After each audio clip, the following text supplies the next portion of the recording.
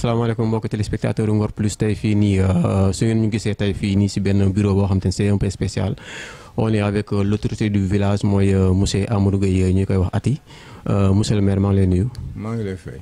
waaw tey comme bu mu ñu fayee tey jii nii bon dafa am loo xam te ne daf ñu indi tey mooy Covid 19 on va parler de Covid 19 kon nag Covid 19 tey mooy mbas mi nga xamante ne sonal na Sénégal sonal na àdduna donc tey jii nii ñu ñëw fii nii am ay seetlu yoo xamante ni def nañ ko si fii si maire. tey bu ñu ne entretien plus c'est toujours avec benn autorité boo xamante ne nii dañuy waxtaan ak moom si loo xamante ne nii actualité la comme ni ma ko waxee mooy Covid 19. monsieur le maire tey bu ñu ne Covid 19 fii si Ngor ban commentaire nga si def. asalaamaaleykum mbokki Ngor maa ngi leen di nuyu yéen ñëpp ku ci nekk turam ak santam.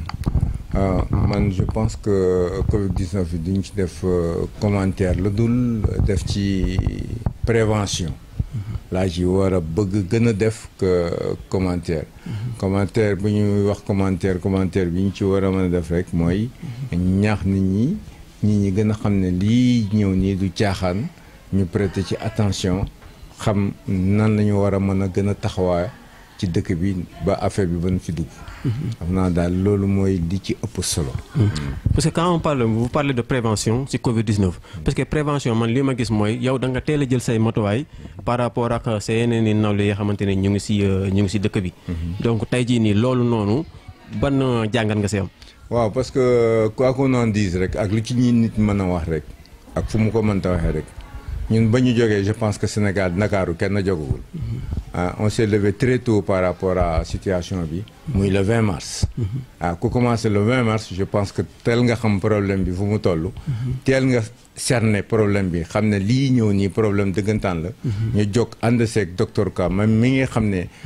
li ñu dugg nii moom moo ñu ko gën a maîtriser. ñu forme fi comité. ba ànd ak moom def un premier jet. ci biir dëkk bi ay gel ak ay saabu ak yooyu. ba pare coow li yëpp di doog a ñëw dëkk. waaw donc teel na ñoo jóg teel a fagaru teel a dugg ci dëkk bi. teel a dugg ci dëkk bi moo tax tey nga oo population Ngor bi yëpp. pour ñu jàpp ci combat bi parce que après nekkatul affaire de politique. mais affaire de combat la. te dëkk bi yëpp loolu la ñu wax fi mu nekk nii. donc léegi yow ñu gis souplesse bi nga am. par rapport ak sa dëkk. ba am na loo xam ne sax def nga ko action boo xamante ne loolu dinañ ci ñëwaat ci kanam. léegi yow gestion boobu noonu. c'est juste que ne yow yaa tànn wala waa population bi ñoo tànn.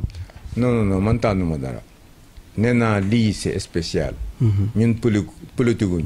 et je l'ai toujours dit dama mës a wax ne rek lu ñuy séddale rek ni dañuy séddale ci biir Ngor. séddale nag moom mënul mat. mais bu ma kenn xoolee bëtu da nga àndul ak man moo tax joxuma la. déedéet. man meluma noonu. bu ñuy séddale nag séddale mënul mat. yàlla sax li mu séddale matul la nit ñi. parce que su matoon ku nekk am milliard. donc séddale yàlla ni ngi moom matul waxatuma laa suma bos. man mi xam ne duma dara tekkuma dara. donc dans ce cadre là la ñu dugg ci biir dëkk bi jël ñi nga xam ne ñoo nekk ci gox bu nekk koñ bu nekk jël fa imam ya jël fa délégué de quartier jël fa ñëpp ànd ñoo ñun nag ànd ñoo ñun ñëpp ñu toog kuréel gu nekk.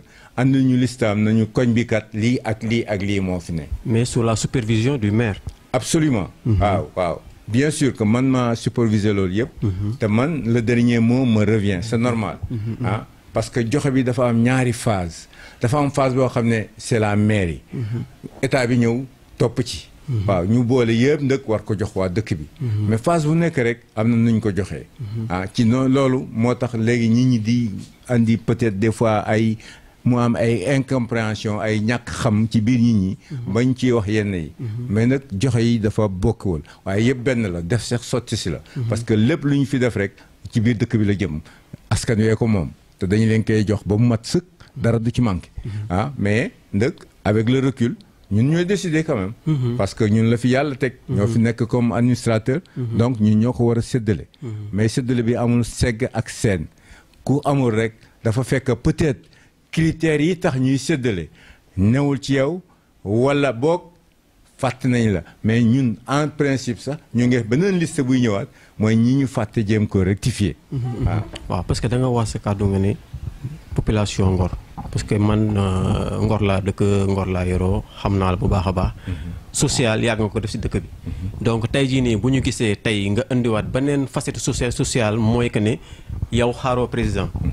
xaaroo maire ville de Dakar. tey da nga ñëw pratiquement yow def naa si maire yi Sénégal yëpp yow yaa si jëkk génne benn somme boo xamante ne da nga koy jox sa population. pour ñu dimbali ko si. léegi nag somme boobu noonu tey bi nga ko génnee tey jii nii. nan nga ko mën a nan nga ko joxee sa population parce que man woo naa la ne la mais lii nan lay demee. nga ne ma population bi yëpp ñooy am. amul xaaj seen. donc tey jii ne loolu noonu. nan nga ko diligenté ba ñenn ñi gis seen bopp ak ñenn ñi tamit gisuñu seen bopp. waaw loolu la ñu appliqué ah. ba la dernière fois bi ñu nekk fii de réunion sax nit ñi dañ ko bañ sax ba souligner ma waa Almadi.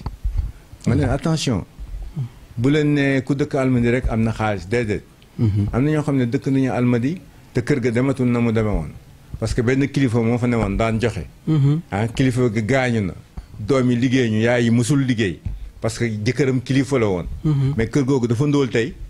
kon nag bu ñuy joxe bu ñu ma wax ne Almadi amul ay. donc yow da nga jox commune de Ngor ñëpp laa jox commune de Ngor yëpp laa jox joxuma biir Ngor rek commune naam Ngor a ëppale waaye commune bi yëpp laa jox joxe nañu sax ba Yoff joxe nañu Wakaam. waaw li génn fii si Ngor. génn parce que dañu joxe ba jox ñi nga xam ne dañu ne woon Ngor dem sëy ji Yoff. waaw te xaw ma leen fi may waxal nii ak yow nii. ñi budul sumay rakk yi nga xam ne maa ngi ñoom a bokk. ñi si des ñu bare xam naa leen mais am ñoo xam ne xamuñu leen xaw ma sax na ñoo ngi sëy Yoff. mais gars yi dañu ñii suma équipe bi dañu établir fii benn liste. ba nga xam ne ñii sëy woon Yoff ñëpp. la ñuy jël yëkkati ay loo dimbal leen ko ci situation bi. donc man awma ci ku may seet ku far ak man ak ku faruloo man. saa loolu dunduma loolu sax. léegi yow aussi beneen cas boo xam ne dama ko remarqué aussi. te dégg naa tamit andi na coow. quelques coow. mooy que ne yow bii ngay def bi ngay séddale. dañu gis ne da nga am ay mbuus yoo xamante ne sachet yi. nga floqué si. don offert par monsieur le maire moo indi ay coow ma gis naa sax ay quelques ay presse écrite ñu def si ñu bind ci. waaw loolu noonu est-ce que mën nga si revenir. waaw xam nga éclaircir un peu les gens. presse écrite je pense que presse écrite yi bari nañu Sénégal. benn journal benn. bu ci waxee je pense que manque d'information moo tax mu def lu mu def. parce que boo ñëwoon ci commune de Ngor. nga def fii micro trottoir nga déglu nit ñi. je pense que doo def loolu. parce que nag li ñu floqué dafa nekk lu nga xam ne doomu mairie bi la. waaw doomu mairie bi la nag waaw dëgg nag war nañu ko mën a floqué te flocage boobu sax xamuloo nu mu demee. parce que man nag dama am ay partenaires dama am ay am di jàmm ci dëkk bi de. dama am ay nit yu bari ci dëkk bi ba fii ci commune de Ngor sax. laa na ñoo xam ne bu ma fëggee seen bunta fii ñu andi xaalis léegi tegal ñu fi sur la table pour jàppale maire bi. parce que seq naa ko ak ñoom. waaw ñi bu ñu ma jàppalee ba loolu am tey. waaw andi coow li ci am solo mooy li ci biir mbuus bi kenn du ko lekk. waaw te wóor na ma ne mbuus bi du ma fal man. c'est un confort ba nga xam ne nag dolli nañ ko ci affaire bi. loolu rek la du la den. donc da nga ko def sa propre moyen. pour embellir affaire bi. mais absolument. c'est dañu lay gàddu c'est normal. voilà loolu rek la du la nen. donc da nga wax ne micro-trottoir si biir dëkk bi. micro-trottoir si biir dëkk bi suñ ko waxee aussi ñun àndoon naa suñuy ndaw. ñu duggoon ci dëkk bi. pour ñu mën a xam seen réaction par rapport à monsieur le maire. d'accord dañuy dem régie ñu dem seetaan élément boobu daal di dellu si waat.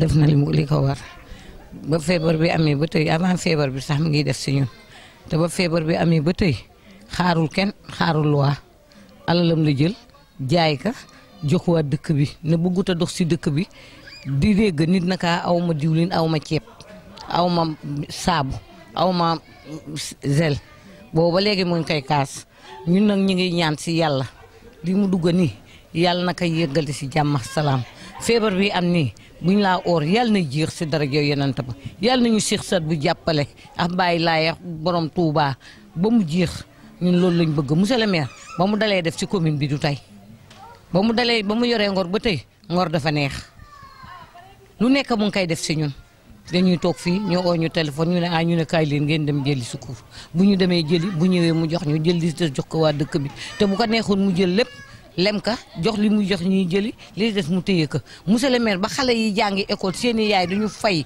seen i baay duñu fay ñëpp ngi leen di jàppale. da ngeen ñëw nag fi ngeen war a ñëw parce que monsieur le maire ñoo dëkk fii ñun suñu bopp ñun ñoo xam monsieur le maire li mu man parce que monsieur le maire dafa dëkk ñun fii si kër gi bi dara dul dara boobu mu ngi fanaan day ñëw fii suñu kër gi maire yëpp lay tuuti xaalis kon nag kooku xam nga ne yàgg na baax lu baax lu nekk mu ngi siy dox si dëkk bi wax dëgg yàlla fa dëgg yàlla lu baax lu nekk mu ngi siy dox si dëkk bi gërëm nañ ko sant nañ ko coronavirus bi def na si wàllam bu mu jeex tak amul lu mu si deful nag bëgg ko démb rek lañu tax nañu suñu saaku ceeb ak suñuy duuliñ lépp daal defal nañu ko monsieur le maire moom macha allah zéro faute gërëm naa ko sant naa ko man aw ma dara lu ñaaw lu ma ko mën a waxal wax fa dëgg yàlla yor na ngor ñëpp bëgg nañ ko xam naa nit du ñëpp lay bëgg mais ñi ko bëgg fii si ngor moo ëpp ñi ko bañ wax fa dëgg yàlla gërëm nañ ko sant nañ. monsieur le maire avant corona bi sax da doon joxe ay dons donc corona bi ñëw nag mu la dimbali waa ngor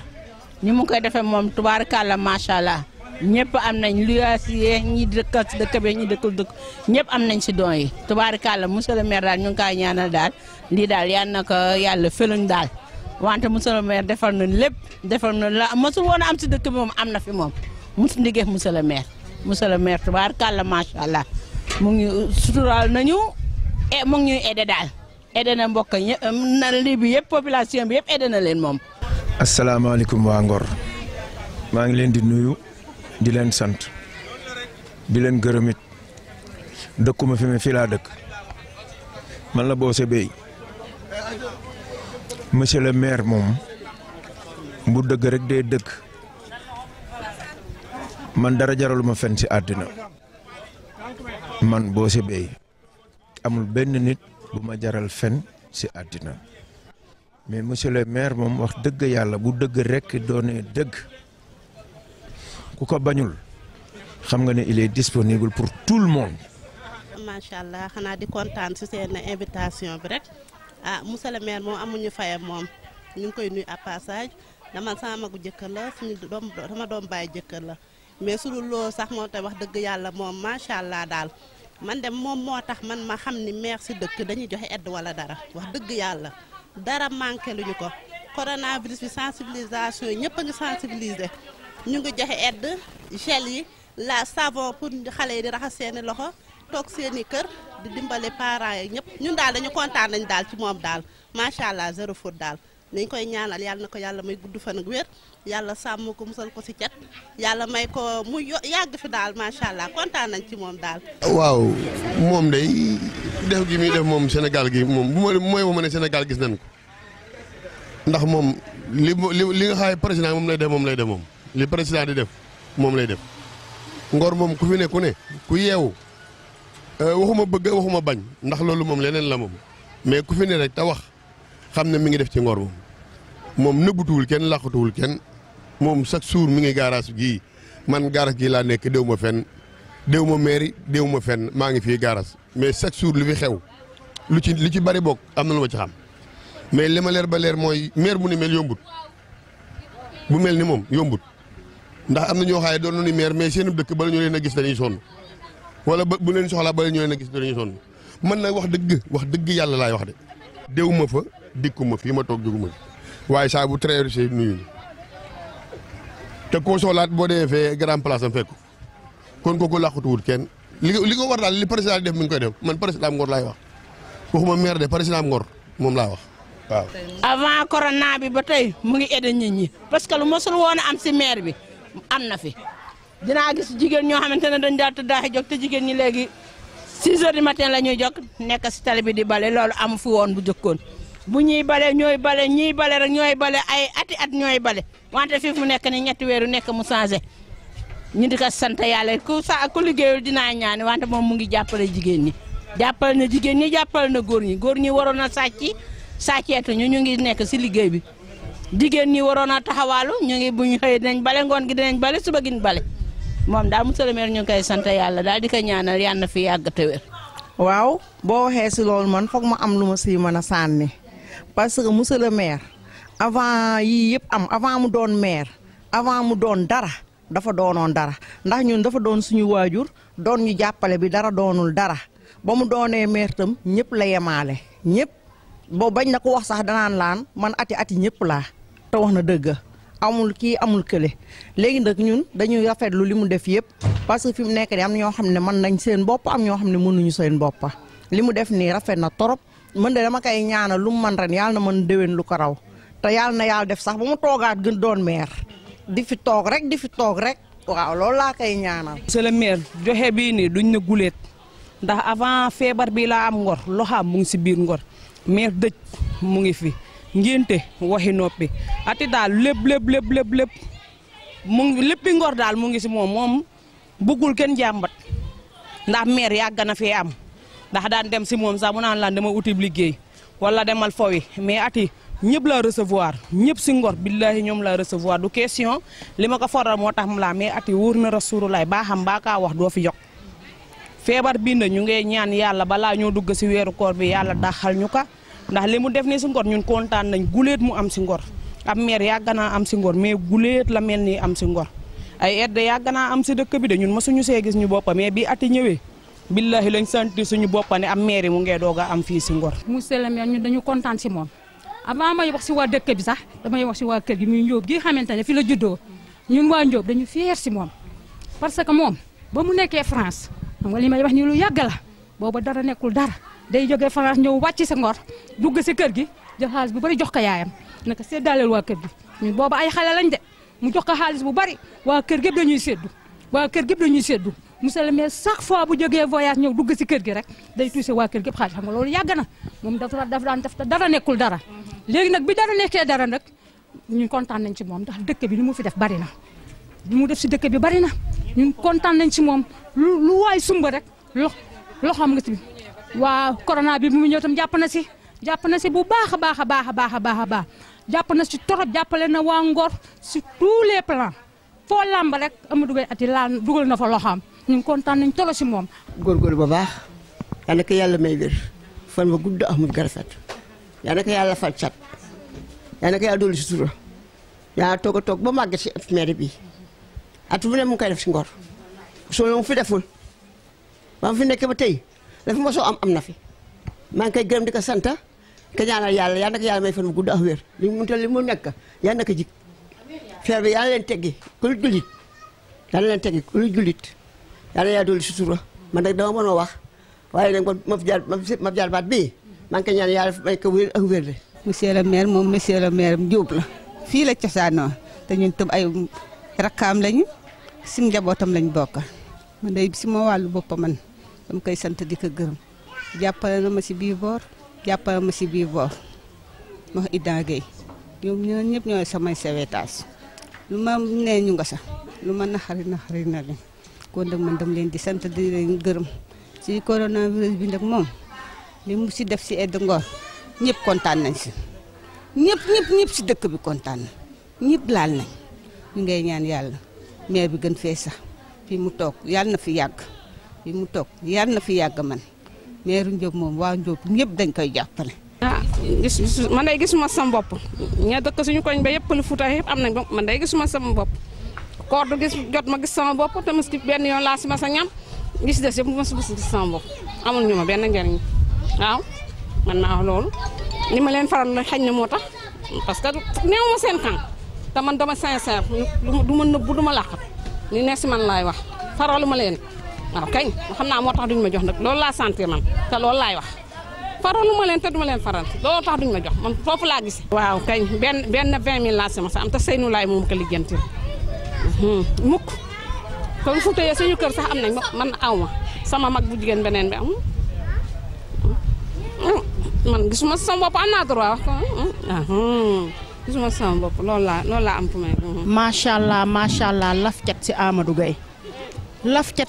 Gueye ba dara dul dara nekkul maire ba tey moo waa dëkk bi ku sa bët xonq bu ko yëgee dina ko faj bu ko yëgul dina ko faj mu yónnee ndaw bu mënee ñëw yónnee ndaw bu mënul ñëw yónnee ndaw yàlla dañu ko ommatal nag ba tegal ñu ko suñuy loxo réccuñu si dara it dara réccuñu ko si macha allah laf cat lañ koy ñaanal yàlla musal ka gis nañ si suñu bopp bu baax a baax parce que mu ngi ñuy toppatoo dëkk bi mu ngi xool dëkk bi jooy mu feral seeni rangañ lu dëkk bi jooy rek feral na seeni rangañ ñun moom sant yàlla rek di ko ñaanal yàlla li mu summal nii yàlla di ko yokka rek ba muy gën am kantan gu muy dimbalee waa dëkk bi parce que dara ñoru ko lu dul waa dëkkam dongo ko ñor bëggul waa dëkkam dara metti leen si corona bi nag kenn jooyu ko la ko war si dëkk bi def na ko avant luy jóge sa kaw moom si poosam la njëkkee di dimbali nit ñi si wàllu corona bi kon nag dañ koy ñaanal yàlla rek dañ koy ñaanal yàlla. waaw monsieur le maire wax dëgg yàlla ba feebar bi commencé ba léegi mu ñu jàppale moom wax dëgg yàlla parce que bëgg démb rek moo ci mujj jàppale nañ ci dund bu bari ak ceeb ak diw te loolu tamit ci jàppale ma la bari boo xoolee dëkk bi tamit mu ngi ciy liggéey parce que boo xoolee mbedd moo romb ñoo ngi koy pavé tamit te loolu tamit ci jàppale la bokk wax dëgg yàlla mu ngi liggéey bu rafet. vraiment man en ma qualité de délégué de quartier parce que jeudi bi passé rek amoon nañu réunion avec le préfet benn hôtel bu ñuy wax hôtel Océan à Yoff en présence du maire de Ngor mais vraiment gis naa ne feebar bi depuis mu commencé vraiment taxaw na ci taxawaay bu responsable parce que ñi ñaa ngi dugg ci dëkk bi di sensibiliser mu ngi leen di jàppale aussi ci affaire aide yeeg yooyu pour que ñi comme feebar bi actuellement dafa tënk nit yi activité yëpp dañu taxaw vraiment il a fait un geste boo xam ne daal vraiment jàppale population yi aussi vraiment daal taxawaayam daal ci feebar bi daal vraiment ça va.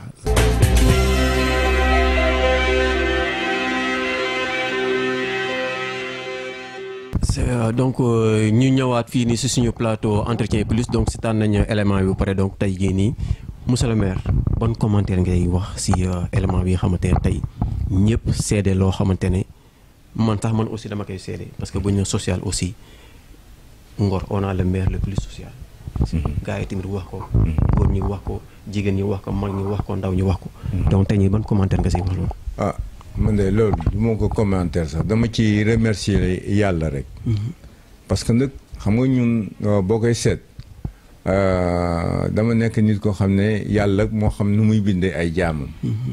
mais man depuis ma nekk xale dama fee jóge woon tukki te ba may tukki dama doon ñaan yàlla dama yàlla may lu ma mën a bokk ak suma askan. yàlla defal ma loolu. ngoon nag man lu ma yor rek dama koy bokk ak waa Ngor. ku ci nekk rek mu néew mu bari la si sa wërsëg nga jël ko fa. noonu la ma yàlla bindee te noonu laa mës a dundee te foog naa ne noonu laay dee. waaw donc jàppale waa Ngor day luy tooy suma xol xaaral ma si jaajëf. parce que mën nga toog mën naa toog ak nit ñi sax mu may fàttali lu ma ko defoon te yàlla mi ma tiim xam na ne loolu musul nekk sama bopp nag kii defal naa ko lii. parce que xooluma loolu. damay xoolal suma diggante suma borom rek. waaw xam ne nii la ma yàlla bindee lu ma am rek ma bokk ak nit ñi. bu dee ñaar dërëm ma bokk ak nit ñi bu dee ñetti dërëm ma bokk ak nit ñi. ngoon nag social bu ñu naan social c'est vrai et puis dañuy jéem a roy suñuy mag ñi fi bàyyi woon. waaw suñuy mag li ñu fi bàyyi woon suñuy maam li ñu fi bàyyi woon ni ñu daan dundee. boo ñàkkee nga xëy gis sa sam sax ñu feesal ko ak dugub wala ceeb wala leneen. doo xam fu mu jóge ci dëkk bi. loolu la ñuy essayer jéem a roy naam mënuñu ko mais daañu ci jéem a roy bu baax a baax a baax. mais dañoo gis ne aussi da ngaa jël baar bi tekk foo xamante ne nii moom ni ñu ko waxee yóbbu niveau mu nekk niveau zéro mooy 150 millions nga génne en premier temps. pour jox ko sa population. après yeneen kii yi war a door a ñëw. donc moi j'ai l'impression que ne yeneen maires yi après. si laa gis ne ne si ñu bari si lañ réagir. bi ñu déggee ne yow monsieur le maire joxe nga 150 millions. waaw parce que yàlla may nañu ñu liggéey ba nga xam ne mën nañ tax ñu génne loolu. waaw situation bi yàlla wàccee fii lii yu bare ñu jël ko teg ko de côté. ne nañu jàppale askan yi balaa ñoo wax leneen. parce que ku wërul doo liggéey. waaw feebar bi bu ñu daboon fii tey ba ñu duñu tal leneen lu dul feebar bi. donc loo nga xam ne mën na aar nit ñi wala mën na tax nit ñi confiné wu en toute tranquillité naam du nekk tranquillité lu ñu fi joxe rek xeeb nañu ko mais nag guy joxab dëkk je pense que nii la mën demee. donc ñu war si di jumtukaay yëpp lu ci war rek ñu jël ci xaalis boobu jënd ko. am na ñu naan lépp ceeb di calculer naan ceeb yi affaire bi du ceeb wax diwlin rek waaw c'est pas uniquement ceeb ak diwlin. déedéet nekk si suuf. waaw ñun ñu fi ay valeur 40-50 millions te jëmul kaw waaw. voilà et c'est pour les populations du pour ñun c'est lépp lu ñu fi def rek ñu ngi ko def pour les populations. waaw. donc population bi ñoom moom loolu la ñu wax. nee nañ kontaan nañ si yow kontaan nañ si monsieur le maire. donc xale wax nañ ko mag ñeex ndaw ñi ñëpp wax nañ ko. donc dañuy demaat régie ñu xoolaat beneen élément boo xamante ne donc ñooñu dañ ne monsieur le maire il faut que da am lu ñu lay doole la xel parce que xel du doy. donc ñu dem régie ñu xool élément boobu ñëwaat.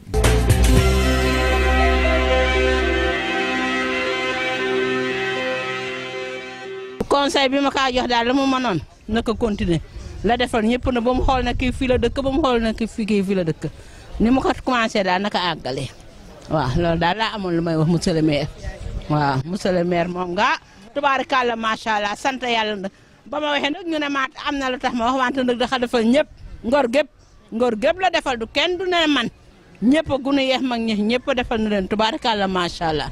fi mu teg tànkam daal mu bañ ko teggi fi mu teg tànkam mu bañ ko teggi parce que vraiment man boog d'après li ma xam fi mu teg tànkam baax na mais nag dara du doy parce que loo def gars yi ne waroon nga si dolli lii wala waroon a def lii nga waroon a def donc Sénégal moo demee noonu yàlla mi ñu sàkk sax du ñëpp ko gëm am na ñu ko gëm am na ñoo xamante ne ñoo si gëmuñu ko donc moom fi mu teg tànkam baax na continuer te gën a góorgóorlu lu mu si gën a mën a yokk aussi mu gën ko si yokk. monsieur le maire xanaa jox ko rek mu gën a góorgóorlu lu mu jàppoon benn naka jàpp ñaar lu mu jàpp ñaar naka jàpp ñett yàlla da koy avancé loo sa kanam rek ndaxte kuy def lu baax si biiri nit yàlla da lay dimbali nga am lu baax waaw kuy def lu baax si biiri nit rek yàlla da lay jàppale nga jëm sa kanam rek. conseil bi de moom daanaka moom mën naa gudd mën naa gàtt conseil bi mooy maanaam li muy def nii bu mu ci am xàjj ak seen na jàpp ñëpp xam ne ñëpp ak njabootam la muy góor muy jigéen muy mag muy ndaw ñëpp ci kilifteem la ñuy wëy ci ay waam la ñuy wëy kon moom maanaam fii mu jàpp nii bu mu ko bàyyi nit ñi nag moom boo defee bu baax ñu ne def na bu baax boo defee lu bon ñu ne def na lu bon kon yow nekk ci lu baax li nga ne rek waaw bu ci jéem a xool lii wala laa ku ne daa bon it yow defal lu baax rek te xam ne dëgg rek kay wëy dëgg rek kay dëgg. conseil bi ma koy jox sax moom loolu daf ko am ba pare parce que moom xam nga lan moo metti nga soxlaa nit munoo ko am wala munoo dem si moom ba gis ka mais moom boo ko soxlaa da nga koy am da nga koy gis xam nga kooku moom boo ko gisee kon sa soxla dina faju am doo ko soxla mukk moom bëgg nëbbuluwul bëggul sax yooyu xamu ko man ma koy xam xale bu ndaw la depuis mu nekk France mu ñëw fii itam di def si ñun lu ne waaw. waa conseil bi ñu koy jox rek mu gën a taxaw nit ñi rek incha allah gën a jàppale tamit parents d'élèves yi si transport yi tamit gën a jàppale xale yi si njàng yi ndax xale yi Ngor bëgg nañ jàng mais yenn saa seen parents yi ñoo di am moyen ñu gën leen a jàppale bu baax incha allah. waa maa ngi koy digal nag mu gën a jàpp daal fi mu jàpp foofu la na gën a jàpp bu mu dëgër bu mu dellu ginnaaw benn yoon ndax ñëpp nee na waaw te ñëpp nee nañu moom la kuñ na yow la nag dee nga. na jàpp ba mu dëgg te bañ a bàyyi kontaan nañ trop si moom ñu ngi koy ñaanal yàlla nag lépp lu mu sumba si suba ba jënt so yàlla na ko yàlla ma. monsieur le maire xaalul nguur benn yoon moom day ficc si poosam di dimbali dëkk bi te nguur du joxe mu ngi yokk bu baax te mu ngi koy yokk it loolu mooy mbébétam si maire bu dul woon loolu tëdd dina nelaw parce que am na lu mu terale li ko wër si famille yëpp am na lu mu leen terale waaye dëkk bee ko ñor. te lu mu am rek bokk nag ak dëkk bi ñu koy ñaanal nag gudd fa nag weer. mu continuer rek bañ a am tànki kanam rek bañ a am tànk gannaaw bu mu déglu lu ñaaw daal na dem rek macha allah day baax amul tànk gannaaw daal tànk kanam la am. mu topp li Ngor bëgg dëgg na si continuer parce que Ngor li mu bëgg ba si continuer rek lu mu yóotu dab ka lu mu yóotu rek jot ka. te ni mu débuté nii lu mu yóotu daf koy jot. waaye mu dolli moom na dolli moom xam na fii yet wi la lii wee de wóor na yàlla gaañ bi fi mu ngi kaa okkee mu la naaj xam na ko ba baax a baax na dolli rek mu gën a saf rek waaw koor gaa ngi ñëw mu ngi ñëw a tax doole moom na dolli rek. yoon man damay joxe ah xam nga ni ñeneen joxe man noonu lay joxe waaw kañ woon nag nañ yemaale ñëpp rek.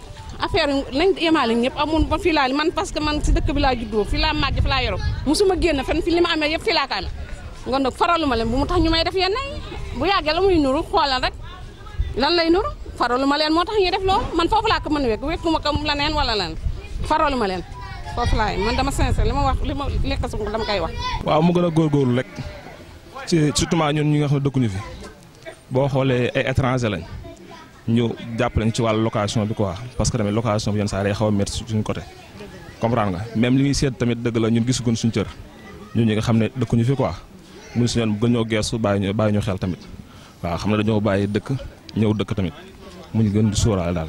waaw conseil bi ma ko mën jox daal pour mu yokk loxo mooy feebar bi daal moom daanaka du doy daal il faut ñu gën a sensibiliser nit yi ñu gën a sensibiliser nit yi gën a ñaaxaat nit yi xam ne autorités yi aussi autorités yi lépp lu ñu ci def du pour ñoom mais pour population yi la parce que bu ñu ne toog leen bu ñu ne ngeen éviter aussi les regroupements ngeen éviter regroupement yi parce que aussi problème bi muy indi mooy bu ñu ne nañu toog ñi bañ na du ñu toog ñooy obligé dem indi seen bopp problème indi ñi toog problème moo taxoon daal ñu ne daal vraiment daal bu ñu gënee mën a sensibiliser parce que sensibilisation yi moom du doy bu ñu ko mënee def matin et soir chaque fois moom du doy sensibilisation moom du doy.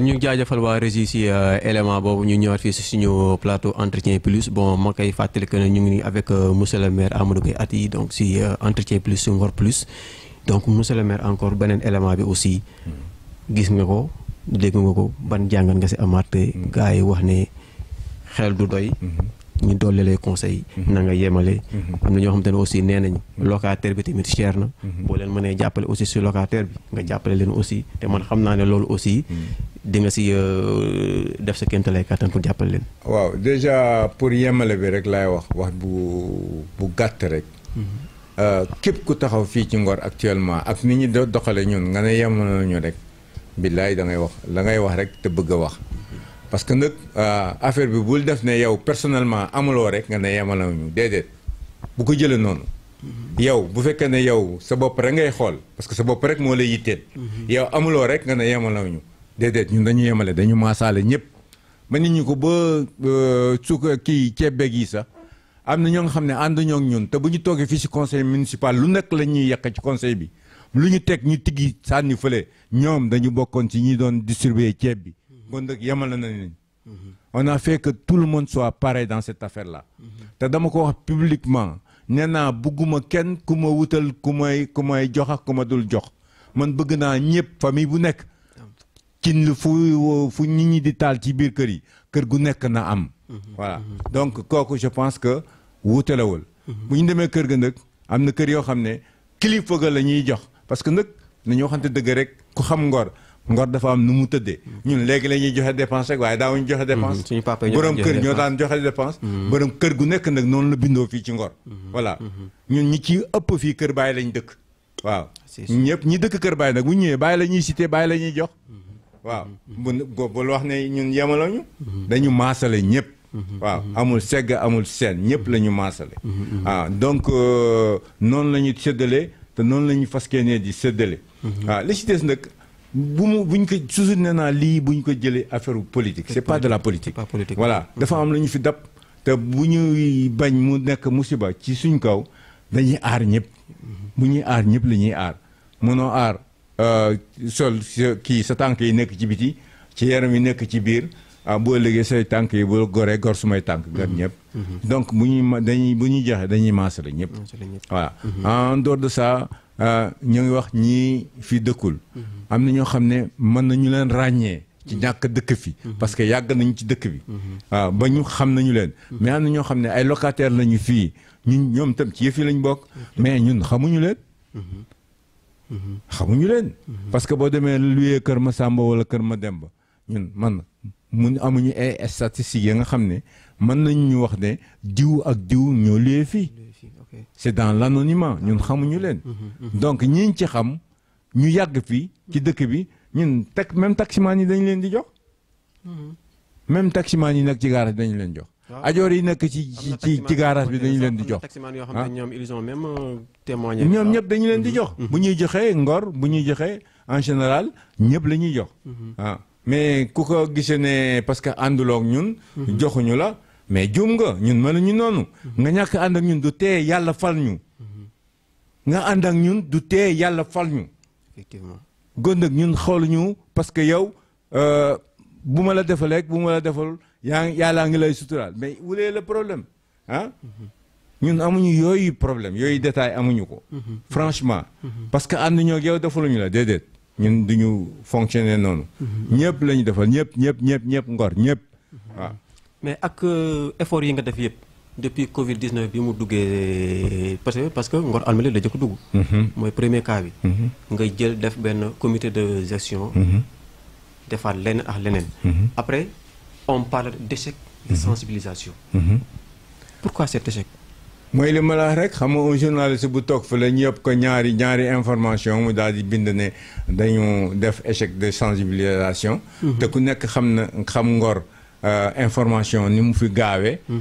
ñu jóg depuis 20 mars di informer nit ñi. nga ne ñun def nañu échec de communication.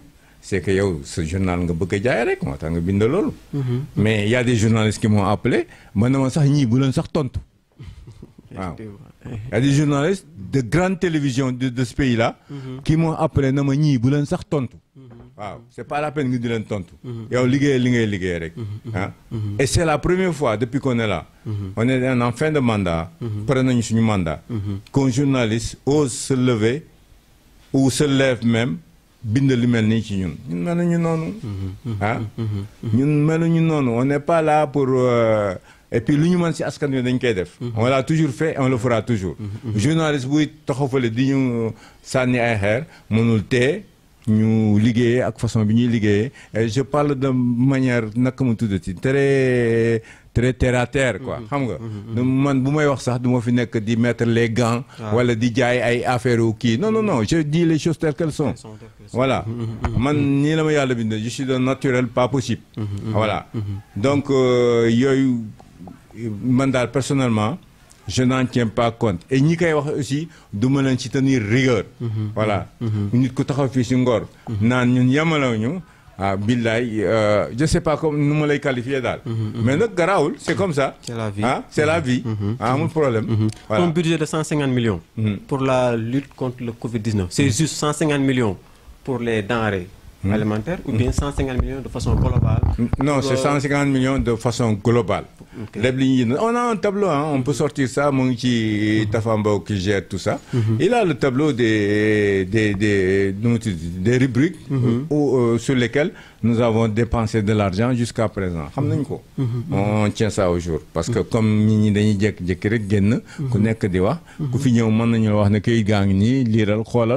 ça se vérifie.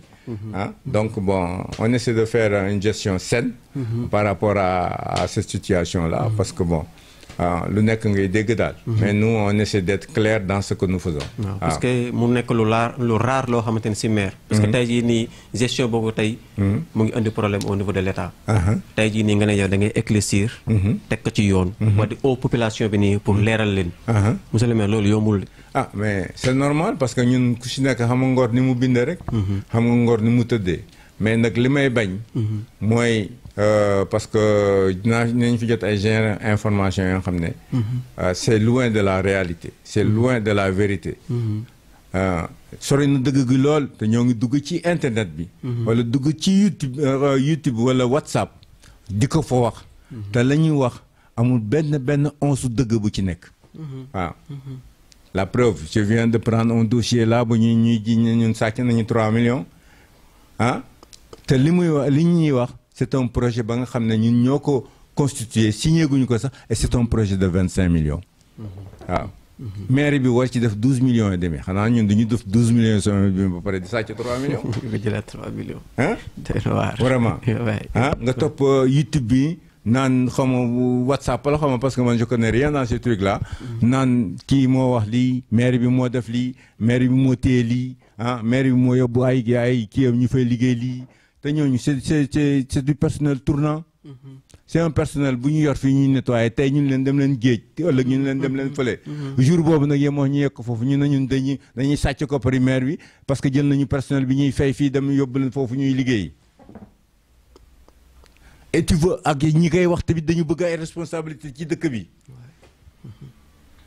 mais ab dëkk boo ci bëggee responsabilité dafa am ne taxawee da ngay wax la nga xam ne dëgg la wala la nga xam ne wóor na la leer na la waaye dégg naa da nga ne noonu nga fas kenn ëllëg ànd ak ay nit laaj dëkk bi pour ñu dénk leen ko yéen ngeen di ñu doxal est-ce que ñun dinañu nangu loolu. non ah non. voilà parce que man li ma si jàngal si li nga wax rek parce que monsieur le maire man j'ai l'impression que ne est-ce que yow taxaw tamit amoo si benn part de responsabilité bi que population bi ñoom dañ la ñeme de trop. waaw mais loolu mooy ñeme ma sax garawul c'est normal. c'est normal parce que maa ngi ñoom a keppeyam. man nit jongalaa yàlla daf ma teg fi ci mairie bi rek. pour un temps donné. temps boobu bu jeexee ma dellu fële ma toogoon. loolu moo tax ma mel nii ma mel. mooy fi ngay toog fee si garage di lekk gerte du foofu ba garage sax parce que buntu fuur ba la ma nit ñi daan fekk. waaw lii bu jeexee damay dellu suma buntu fuur toog jàpp suma ñaambur. voilà ku fa romb la ma la mën a dimbalee ma dimbale comme ni ma daan def bu njëkk ba rek. waaw donc du ma jël benn barrière di ko teg ci kanamu nit ñi parce que rek maire la maire day jeex te maax ñoo ma woon démb ah xale yi foofu la ñu daan fekk ma toog papa ati jëndal ñu bal papa ati defal ñu lii j'ai toujours été comme ça. papa ati may ñu mburu. voilà papa ati may ñu mburu waaw. amul problème man may nga ma mburu ba taay. waaw mu ngi noonu gon nag parce que c'est pas parce que dama nekk maire tey rek. ma ne loolu dox na dama koy sotti. wala damay wut ay garde corps teg si ma boor. wala damay nëbbu nit ñi non du ma ko def.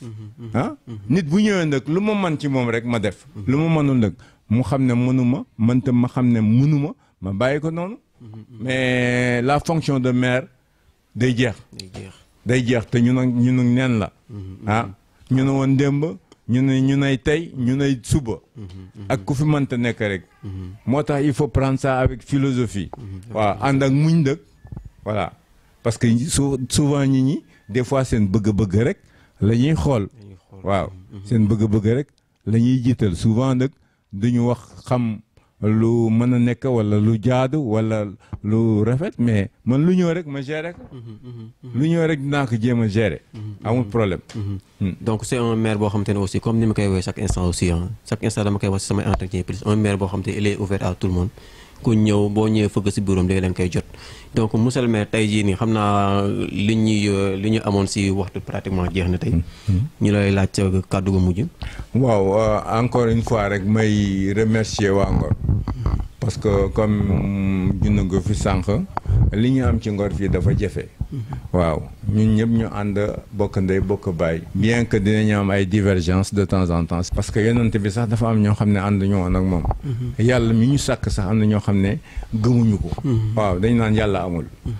donc ñun des petits hommes de rien du tout war nañu mën a rafetoo daal. suñu biir.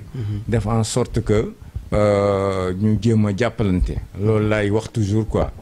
parce que mag ñi kat dafa am lu ñu daan wax ci ngor gi. sa ngor bu ko kenn tënkaleeg benn dëkk. waaw fi la ñu juddoo fi la ñu yoroo fi la ñu màggee mais am na lu ñuy bàyyi xel ñun sama classe gi man personnellement. am na lu may bàyyi xel. te nag ci mag ñi laa ko jëlee. waaw donc bu ñu nee fii war nañu mën a ànd nekk benn. jéem a rafetoo jéem a defaroo pour defar suñu dëkk pour suñuy doom suba defe naa loolu mooy li ëpp solo ci àddina bi quoi ñun kii mooy maire que le mooy maire ça importe peu man ancien maire bi fi jógee dama ko daan fekk ba këram toog ci suuf wax ak moom li may wax ak moom parce que la may wax ak moom ngor la ñor c'était pour ngor waaw bu ko weesoo ma dellu dem tugg suma kër toogaat waaw kon nag ngor man daf ma mos a yitteel te noonu laay fonctionner ku fi ñëwit am idée bu rafet parce que nul n'a la science infuse nga yor idée bu rafet wala xalaat bu baax pour ngor boo ko dugalee sama nopp bii dinaa ko wax su ñi nga xam ne ma ñooy sumay collaborateur bu ñu ci mënee liggéey tenir ci en compte parce que yow xalaat bu baax nga ñu andil dañ koy jël parce que nag réunion réel gi nga xam ne du ñu déglu conseil